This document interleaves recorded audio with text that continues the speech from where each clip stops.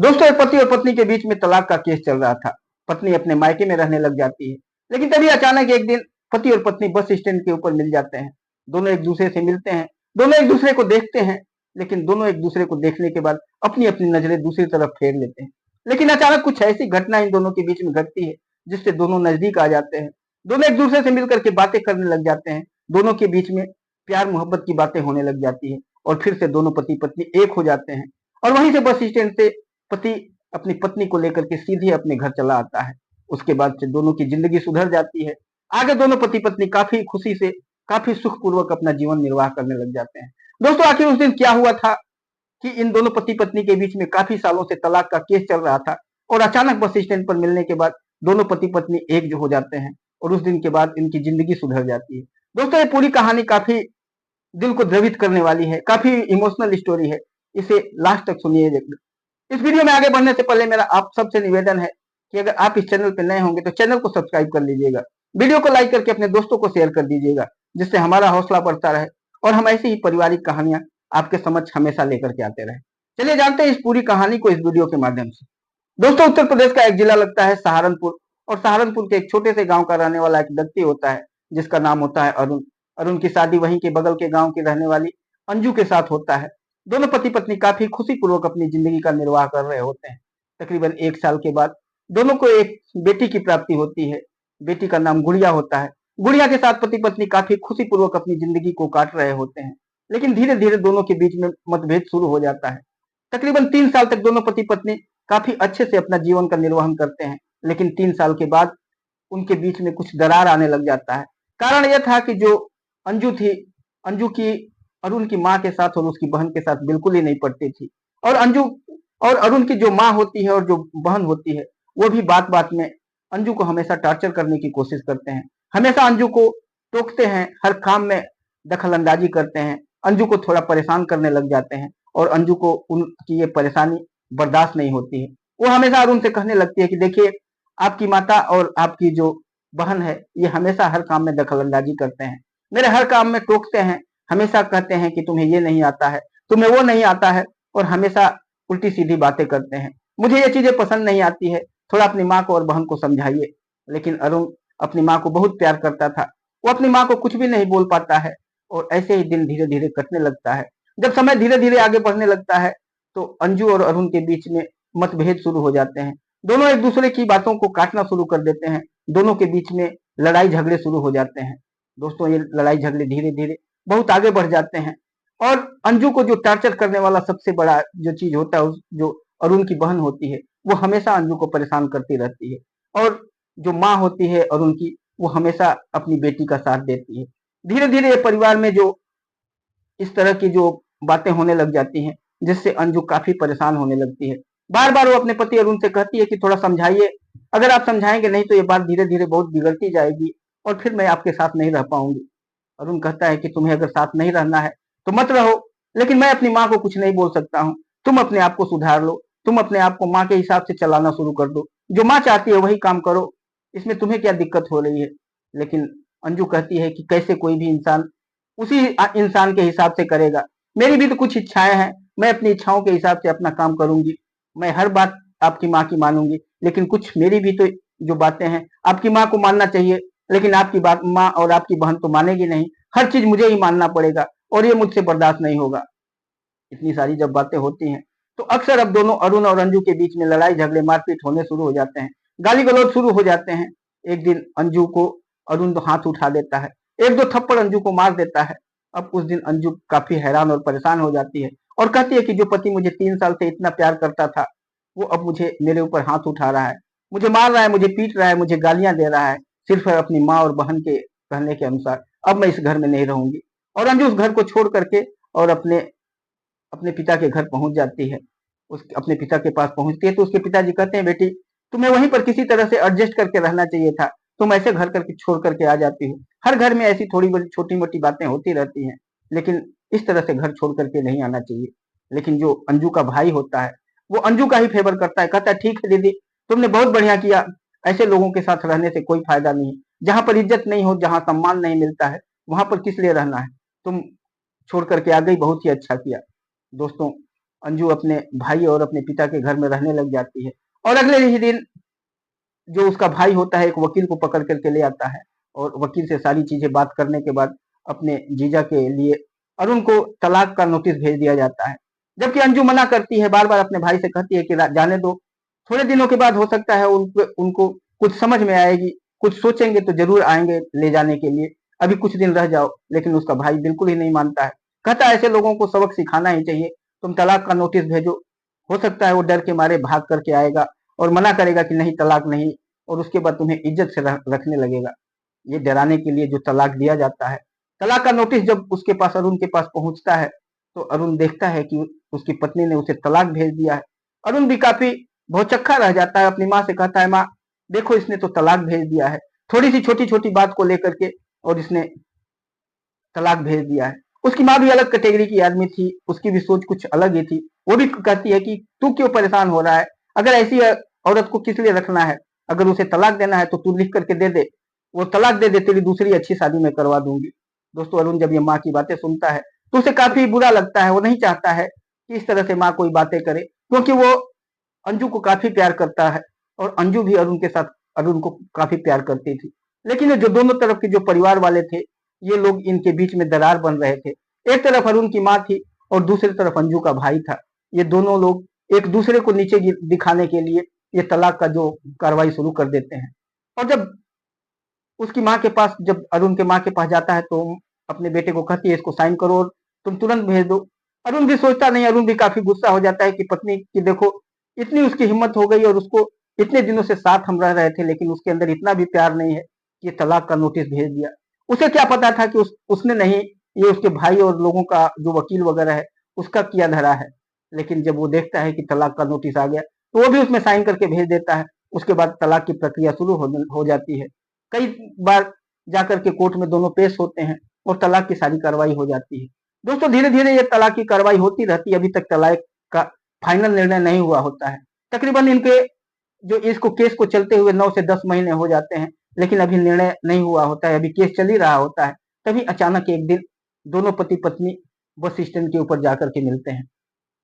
इधर जो अरुण होता है, अरुण एक राजमिस्त्री का काम करता था, वो दूसरे गांव में जाकर के मिस्त्री का काम 1 डेढ़ महीने से कर रहा होता है, और 1 डेढ़ महीने काम करने के बाद वो बस स्टैंड पर पहुंचता है, और वहां से बस पकड़ करके उसे अपने गांव आना होता है। और उसी बस स्टैंड पर उसकी पत्नी जो होती है, जो अंजू होती है, अंजू भी उस बस स्टैंड पर पहुंचती है, क्योंकि वहां बस पकड़ के उसे अपनी जो बुआ होती है, बुआ की बहन बेटी की शादी थी और उसके शादी में जाना था। वो वहां पर उस बस स्टैंड पे पहुंचती है। इनकी एक जो बेटी होती है जिसका नाम गुड़िया होता है, गुड़िया को लेकर के अंजू भी उसी बस स्टैंड पर पहुंचती है। जैसे ही दोनों पति पत्नी टकराते हैं, अरुण एक तरफ मुंह बिचका करके एक तरफ मुंह अपना मोड़ लेता है, और जो अंजू होती है वो भी दूसरी तरफ अपना मुंह बिचका करके अपना दूसरे तरफ मुंह मोड़ लेती है। अरुण जो होता है अपना एक प्लास्टिक का बैग लिया होता है, और उस बैग को उठा करके और दूर जाकर के खड़ा हो जाता है। अंजू वहीं पर एक पत्थर का बना हुआ बेंच था थोड़े दूर पर, वहां पर जाकर के अपनी बेटी को लेकर के उस बेंच के ऊपर बैठ जाते हैं। दोनों एक दूसरे को देखते हैं और अपनी नजरें नीचे कर लेते हैं। दोनों अपने पुराने दिनों की याद में खो जाते हैं। दोनों बैठे बैठे दूर दूर बैठे होते हैं, लेकिन वो पुराने समय, पुरानी याद, पुराने प्यार के बारे में ही सोच रहे होते हैं। तभी अचानक जो गुड़िया होती है अपनी माँ के गोद से नीचे उतरती है, और नीचे उतरने के बाद वो धीरे धीरे चल करके, गुड़िया 3 साल की हो गई होती है, और गुड़िया धीरे धीरे चल करके अपने पिता के पास, अरुण के पास पहुंच जाती है। अरुण कुछ सोच में व्यस्त था, अपनी गर्दन नीचे किए हुए कुछ सोच रहा था। तभी गुड़िया पीछे से जाकर के उसके कंधे पर झूल जाती है। जैसे ही अरुण देखता है तो उसकी बेटी उसके कंधे के ऊपर झूल रही है, उसके गालों के ऊपर अपना हाथ सहला रही है और पापा पापा कह रही है। जैसे ही अरुण का नजर अपनी बेटी की तरफ जाता है, अरुण की आंखों से आंसू बहने लग जाते हैं, आंसू छलक जाते हैं, और तुरंत अपनी बेटी को गोद में ले लेता है और कहता है, बेटी, अरे मेरी प्यारी बेटी गुड़िया, अरे तूने अपने पापा को इतने दिनों के बाद भी पहचान लिया, तू ही मेरी सच्ची बेटी है, तू ही दुनिया में सबसे ज्यादा मुझे प्यार करने वाली है। तूने इतने दूर से भी अपने पापा को पहचान करके आ गई। और वो गुड़िया अपनी पापा पापा कह करके और उसके गोद में जाकर के उसके सीने से चिपक जाती है। उसके सीने से लगने के बाद गुड़िया को काफी अपने आप को महफूज समझ रही थी, उसके सीने से चिपकी हुई थी। ऐसा लग रहा था कि गुड़िया को सारी दुनिया की सारी खुशी उसके अपने पिता के गोद में, अपने पिता के सीने में मिल रहा था और गुड़िया अपने पिता के साथ चिपकी हुई थी। उसका पिता जो अरुण होता है उसे सहला रहा था, उसे प्यार कर रहा था, उसके गालों पर चुंबनों की बौछार कर रहा था और बार बार कहता जा रहा था कि मेरी गुड़िया, मेरी बिटिया, दुनिया में सबसे ज्यादा प्यार करने वाली तू ही है, तू ही अपने पिता को समझ सकती है, बाकी तो कोई समझने के लिए तैयार नहीं है। वो प्यार करता जा रहा था, लेकिन तभी जो अंजू होती है, अंजू की नजर उसकी तरफ जाती है और जैसे ही नजर उसकी तरफ जाती है वो भाग करके उसके पास आती है और अरुण की गोद से अपनी गुड़िया को छीन करके और लेकर के जाने लगती है और कहने लगती है कि कैसे लोगों के गोद में तुम चली गई, क्यों वहां पर तुम चली गई। उसको डांटने लग जाती है और अपनी बेटी को, गुड़िया को लेकर के फिर जाकर के उस पत्थर के ऊपर बैठ जाती है। जैसे वो पत्थर के ऊपर बैठती है और गुड़िया को डांट रही होती है, तभी अरुण अपने वहां से उठ करके आता है और उसके पास जाकर के पत्थर के ऊपर बैठ जाता है और कहता है कि मेरी बेटी को इस तरह से तुम नहीं डांट सकती हो, अभी तक तुम्हारा और मेरा तलाक भी नहीं हुआ है, ये बेटी जो है गुड़िया मेरी भी बेटी है, जितनी तुम्हारी है उतनी ही मेरी भी है। तभी अंजू चीख पड़ती है, खड़ा हो जाती है और चीखने लग जाती है कि ये गुड़िया सिर्फ और सिर्फ मेरी बेटी है, तुम्हारी बेटी नहीं है। अरुण कहता है कि नहीं, वो मेरी बेटी है और तुम भी अभी तक मेरी पत्नी हो, अभी तक हम दोनों के बीच में तलाक नहीं हुआ है। हाँ, तलाक तुम ले लोगी उसके बाद मैं तुमको कुछ नहीं बोलूंगा, लेकिन तलाक के बावजूद भी मेरी बेटी के ऊपर मेरा हक रहेगा। मैं अपनी बेटी को ऐसे नहीं छोड़ दूंगा, मुझे दो, मेरी बेटी को खिलाने दो, इतने दिनों के बाद मेरी बेटी मुझे मिली है। लेकिन अंजू कहती है, कौन थी तुम्हारी बेटी, कौन थी तुम्हारी पत्नी, किस पत्नी के ऊपर तुम अपना हक जताना चाहते हो। तुम कह रहे हो कि अभी तक तलाक नहीं हुआ है, अभी तक तुम मेरी पत्नी हो, लेकिन तुमने तलाक क्यों भेजा। तुमने तो तलाक में ये तक कह दिया था कि तुम्हारी पत्नी जो चरित्रहीन है, चरित्रहीन का ठप्पा मेरे ऊपर तुमने लगवा दिया और तुमने ये कहा था कि तुम्हारी पत्नी बच्चलन है, चरित्रहीन है, बहुत सारी एलिगेंस तुमने मेरे ऊपर लगा दिया। ये सारी चीजें तुमने उस टाइम नहीं सोचा जब तुमने ये चीजें भेज रहे थे, तुम तलाक की नोटिस में भेज रहे थे। तो तभी वो कहता है कि मैंने ये सब चीजें नहीं किया, ये सब चीजें मेरे वकील ने किया है। मैं तो उस वकील को भी मना कर रहा था और कह रहा था कि नहीं, इस तरह का बच्चलन वाला चीजें मत इसमें ऐड करो। तो वकील मेरा कहता है कि अगर बच्चलन वाला और चरित्रहीन का अगर इसके ऊपर नहीं लगाएंगे तो तुम फंस जाओगे और तुम्हें जेल हो जाएगी, तब तो तुम्हारा कोई केस बनता ही नहीं है। और ये कह करके वकील ने ये केस बना दिया। लेकिन मैंने तो ये, चलो ठीक है, मेरे वकील ने किया, लेकिन तुमने मेरे दहेज दहेज लेने का, दहेज लोभी और प्रताड़ना और मारपीट करना और चीखना चिल्लाना, नशा करके और शराब के नशे में मारपीट करना, ये सब एलिगेंस तुमने जो लगाया था, ये क्या चीजें, मैं क्या शराबी हूँ, मैं नशा करके आता हूँ, क्या मैं तुम्हें मारता पीटता था, क्या मैं तुमसे दहेज मांगा था कभी, तुमने ये सब चीजें लगाया। तभी अंजू कहती है कि ये सब चीजें मैंने भी नहीं किया, मुझे तो पता ही नहीं कि किसने तलाक की नोटिस तुम्हें भेजा और किसने तलाक की कार्रवाई शुरू कर दिया। ये सब मेरे भाई और मेरे जो वकील वगैरह हैं, जो मेरे घर वाले हैं, उन्होंने किया, मुझे ये कुछ भी पता नहीं है। दोस्तों, जब ये बातें अरुण सुनता है तो कहता है कि ऐसा नहीं हो सकता है, तुम्हारी भी जरूर इसमें रजामंदी होगी, तभी तुमने कुछ न कुछ तुमने अगर कहा होगा, तभी इन लोगों ने अपनी मर्जी से कुछ नहीं किया होगा। तभी वो हाथ जोड़ करके कहने लगती है कि नहीं, मैं सच बोल रहे हूँ, मैं कसम खा करके बोल रही हूँ कि मुझे ये पता ही नहीं है कि तुम्हारे ऊपर क्या क्या चीजें इन लोगों ने एलिगेंस लगा करके और तुम्हें तलाक देना चाहा। मैं तो हमेशा सोच रही थी, हमेशा अपने भाइयों को समझा रही थी कि नहीं, तलाक की नोटिस मत भेजो, मैं उससे प्यार करती हूँ, मैं आज नहीं तो कल वो मुझे लेने आएंगे ही जरूर। लेकिन तुम ऐसे थे कि तुमने लेने भी नहीं आए, तुमने कभी फोन करके भी बात नहीं किया और तुम कह रहे हो कि तुम्हारे वकील ने किया था, तुम्हारे वकील ने ये लांछन लगाया था, तुम झूठ बोल रहे हो। तभी अरुण कहता है मैं झूठ नहीं बोल रहा हूँ। तो फिर उसके बाद अंजू कहती है अगर तुम झूठ नहीं बोल रहे हो तो गुड़िया के सिर पर कसम, हाथ रख करके कसम खाओ कि तुमने वकील को कहा था कि ये चरित्रहीन और ये वाला जो चीज है, ये पॉइंट मत उसमें ऐड करो।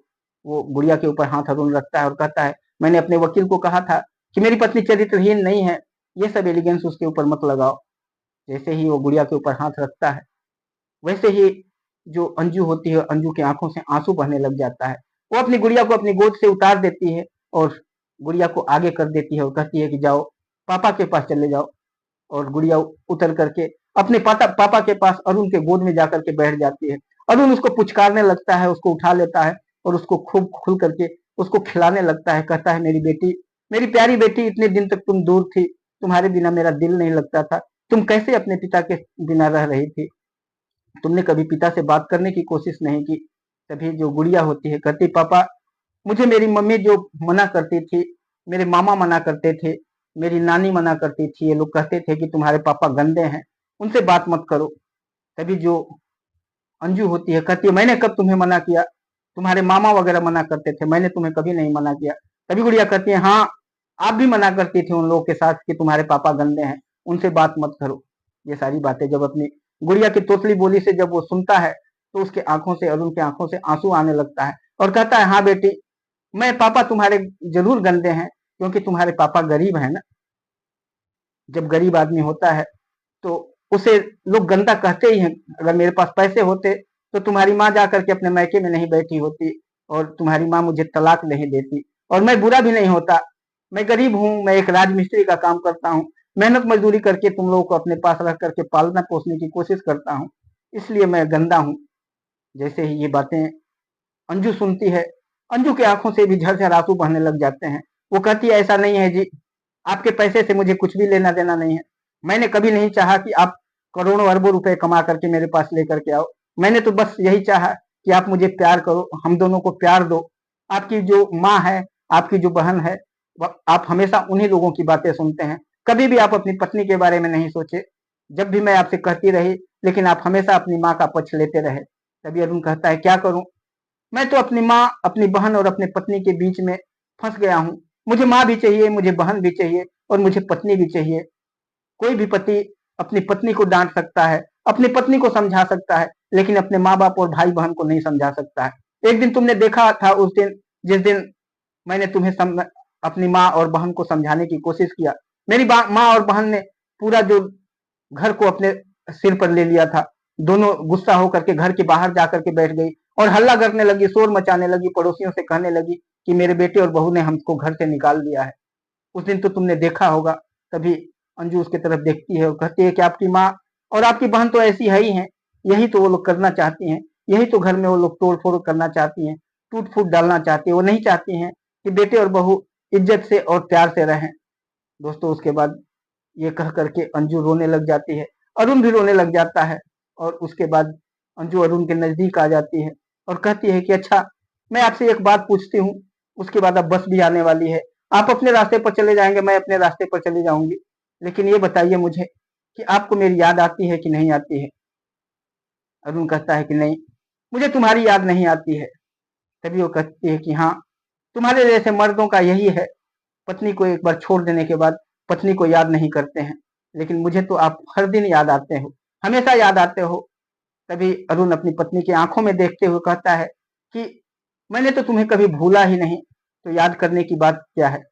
मैं, अगर इंसान किसी को भूल जाता है तब उसे याद करने की बातें की जाती है, जो इंसान की जिसे भूला ही नहीं उसको याद करने की क्या बात है। तुम तो हमेशा मेरे दिल में रही हो। मैं हर दिन जब काम से वापस आता हूँ तो अपने दरवाजे की तरफ देखता रहता हूँ कि कभी इस दरवाजे से आते हुए तुम दिख जाओगी। जब जिस दिन काम मुझे नहीं मिलता है, घर पे रहता हूँ, घर पे लेटा या बैठा रहता हूँ, तो किचन की तरफ, रसोई की तरफ देखता रहता हूँ, आंगन की तरफ देखता रहता हूँ कि कहीं रसोई में खाना बनाते हुए दिख जाओ, कहीं आंगन में झाड़ू लगाते हुए दिख जाओ। हर समय तुम्हें देखने की कोशिश करता हूँ। चारपाई पर बैठे बैठे दरवाजे को निहारता रहता हूँ कि कभी तो इस दरवाजे से तुम, हो सकता है कब तुम आ जाओ। हमेशा तुम्हारे इंतजार में रहता हूँ।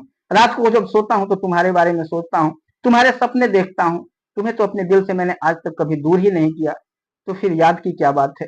जैसे ही वो ये बातें सुनती है, अंजू की आंखों से झरझर आंसू बहने लग जाते हैं। वो भाग करके आकर के अपने पति के गले से लिपट जाती है और दोनों पति पत्नी काफी देर तक एक दूसरे से गले से लिपटे रहते हैं और दोनों कहते हैं कि देखो, हम दोनों के बीच में कुछ दूरियां बन गई, हम दोनों की नेग्लिजेंसी थी। अंजू कहती है कि हाँ, मैं जब आपसे दूर हो गई तब मुझे आपके प्यार के बारे में महसूस हुआ कि मैंने बहुत गलती किया आपसे दूरी बना करके। तभी अरुण भी कहता है कि मैं भी तुमसे दूर जब हो गया तो मुझे भी महसूस हुआ कि मुझे भी इस तरह से गुस्सा नहीं करना चाहिए था, मुझे अपनी माँ और बहन को भी समझाना चाहिए था और तुम्हें भी समझाना चाहिए था। हर व्यक्ति को समझा करके साथ में लेकर के चलना चाहिए था। मैंने भी तुम्हारे साथ बहुत ज्यादती कर दिया है। और अरुण भी रोने लग जाता है और फिर उसके बाद जो अंजू उसके नजदीक आकर के अपने आंचल से उसके आंसुओं को पोंछने लग जाती है और कहती है अब रोइए मत, अब जो हो गया सो हो गया, उसको भुला देते हैं, अब नई जिंदगी की शुरुआत करते हैं। दोस्तों, अंजू जाने वाली थी अपनी बुआ की बहन की शादी में के लिए, और ये अपने गांव जा रहा था। लेकिन अब आज दोनों ने डिसाइड कर लिया था कि अब अंजू ने भी डिसाइड कर लिया था कि अब मुझे कहीं बुआ के बहन की शादी में नहीं जाना है। वो अपने पति से कहती है कि चलिए जी, अब बस मैं सब हो गया, मुझे अब कुछ नहीं चाहिए, मुझे अब आपका साथ चाहिए, मैं आपके साथ ही चलूंगा। और जैसे ही वो कहती है, दोनों एक दूसरे से गले से लिपट जाते हैं। उधर गुड़िया जब देखती है तो गुड़िया भी महसूस करने लग जाती है कि आज मेरे जो मम्मी पापा हैं दोनों मिल गए हैं, दोनों का प्यार फिर से मिल चुका है। गुड़िया ताली बजाने लगती है और हंसने लगती है और कहने लगती है कि मेरे मम्मी पापा फिर से मिल गए।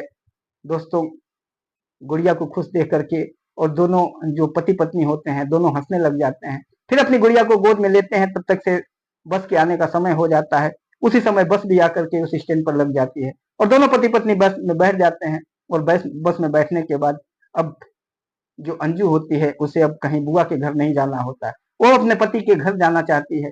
और दोनों पति पत्नी अपने घर पे पहुंच जाते हैं। दोनों जब पति पत्नी अंजू और अरुण अपने घर पहुंचते हैं तो वहां पर अंजू देखती है कि उसकी जो सास और उसकी जो उसके पति की जो बहन है, दोनों गेट के ऊपर आती हैं। और दोनों जब अपनी बहू को देखते हैं तो उनके भी विचार में परिवर्तन आ जाता है। वो भी अपने बहू को गले लगा लेते हैं और फिर उसके बाद पूरा परिवार एक दूसरे के साथ एकजुट होकर के प्यार और मोहब्बत के साथ रहने लग जाता है।